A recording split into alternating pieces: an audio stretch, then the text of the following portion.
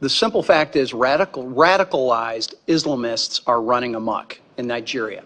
They're terrorizing moderate Muslims, they're terrorizing Christians, and they are targeting Christians. That cannot be disputed. And while we see many people trying to emphasize the outside issues, lifestyle, who owns land, who is the herder, et cetera, they want to emphasize that those are the key drivers, and that they're the key drivers of everything but religion.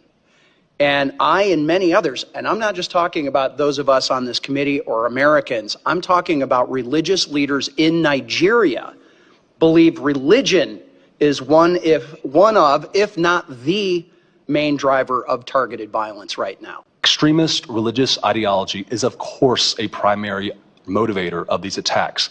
The attackers themselves use religious language. They target churches. They target Christians on holidays. Yeah, and absolutely. It was Christmas Eve of 2023 exactly. When 200 people were murdered, killed in a church.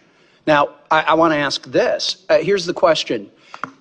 Proportionally, do we see Christians killing Muslims in Christian areas of Nigeria the way that we are seeing radicalized Islamists killing Christians in Muslim areas of Nigeria? What I can tell you, Representative Huizenga, is that Christians are disproportionately targeted based on their population. Exactly. And by the way, for those that you can't pick up with the microphones, there's audible yeses behind you. Again, the people that are watching who are nodding their heads. Why? Because they have lived this.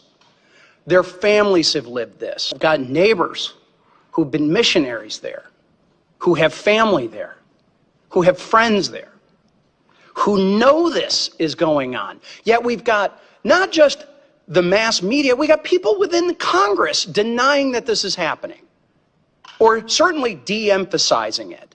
It ought to be outrageous that it is Christians, moderate Muslims, anyone being terrorized by these radicalized Islamists in Nigeria, and we've got the Tinubu government sitting back and not doing enough. And I recently just was interviewed by Nigerian television, Arise TV, and that was really their question. Is the Tinubu government doing enough? And I had to answer, no, they are not.